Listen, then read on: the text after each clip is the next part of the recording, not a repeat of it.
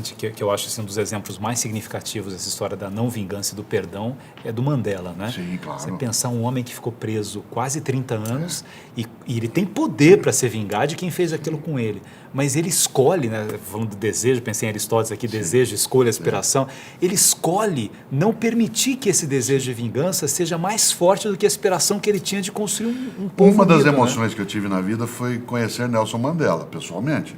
Eu conheci vários homens e mulheres importantes na minha formação e na minha história. Eu fico honrado de ser humano como Mandela. Eu não sou como Mandela foi, mas eu fico honrado de estarmos na mesma espécie. Na mesma raça humana, né? Na mesma espécie. Na mesma espécie. Mandela veio ao Brasil logo depois que ele foi libertado. E eu tive a honra de também estar, quando ele veio visitar a cidade de São Paulo, eu era secretário de Educação, na prefeitura ele veio visitar, e eu tive a honra, Xalita, de apertar a mão do Nelson Mandela. Você imagine, quando eu apertei a mão do Mandela, as minhas pernas bambearam.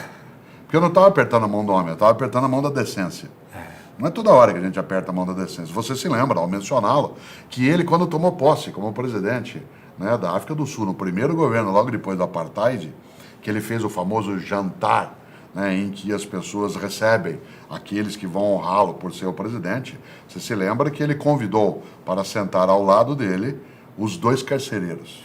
Exatamente. É impressionante. É impressionante. Aliás, é mais do que isso, é irritante. É irritante. Como é que ele é capaz de fazer uma coisa dessa? Ele me humilha ao fazer isso, porque eu gostaria de ser capaz dessa grandeza. Exatamente. Eu sou bem menor que ele, não que isso seja, né, um alto desprezo, mas é verdade. Um homem que passa 27 anos preso, 18 numa solitária, de 1,60 m. Mandela tinha 1,90 m de altura.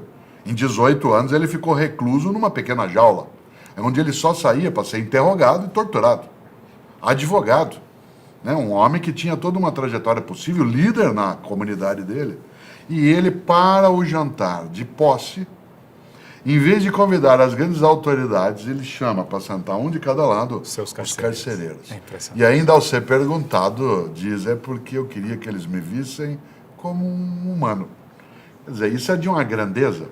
O que faria você ou eu, claro, se a gente passa 27 anos sendo torturado, preso, vitimado, ofendido, né, agredido, e aí você tem em mãos o poder de ser presidente da República. De retribuir tudo, de dar o vingar, troco. de dar o troco. Dá o troco. O que ele faz? Ele humaniza a ideia e não se rebaixa. É de uma grandeza imensa. Eu acho que a gente tem poucos homens e mulheres na história que foram capazes de fazer isso com tamanha densidade. Claro, Jesus de Nazaré o fez, né, mas é outra dimensão. Né? Mas a gente encontra isso em Sócrates, né, que vai sim para o fim, para a morte, com a cabeça erguida. Não quer fugir. Não quer, não sai. A gente encontra isso, né, naquilo que fez um dia Siddhartha Gautama, no modo de vida que escolheu. Né, encontramos isso. Assis, né? Francisco de Assis.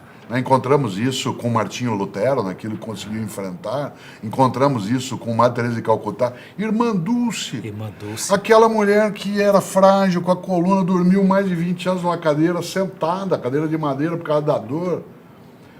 E Uma que mulher desse capacidade de tamanhozinho amar, né? tem uma obra que hoje atende mais de 70 mil pessoas por dia. Você lembra da teoria da irmã Dulce, da teoria da última porta?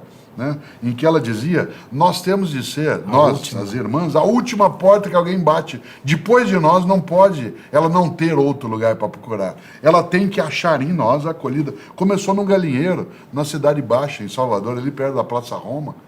Né? Essa fragilidade de alguém que se torna grande, quando você cita o Mandela, né, em vez de lamentar, o que ela fez? Ou ele fez? Foi atrás, foi buscar. Alguns filósofos conseguiram trabalhar bem essa ideia.